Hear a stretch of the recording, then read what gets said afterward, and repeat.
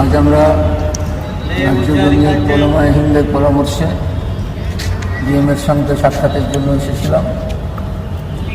আলোচনার বিষয় ছিল কুরবানি।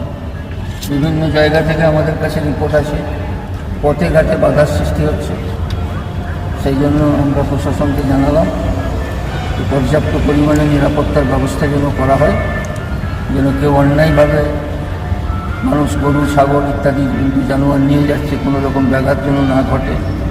উনি আমাদের জিজ্ঞাসা করলেন পার্টিকুলার কোনো জায়গায় কি এরকম ঘটনা আছে, জায়গায় জানিয়ে দিয়েছে। এটা তো হবার কথা নয়। আমরা 2-4টা জায়গায় জানালাম, উনি সেটা নোটও করে নিলেন।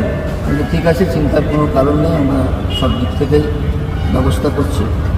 তারপরে বললাম কুরবানিতে দিন দেরি আছে, প্রত্যেক বছর প্রশাসন কর্তৃক সুষ্ঠুভাবে যেন সব কিছু হয়ে যায়, এটা করা হয়। আমরা আশা করি এবারেও সেইভাবে আমাদের সহযোগিতা করা হবে।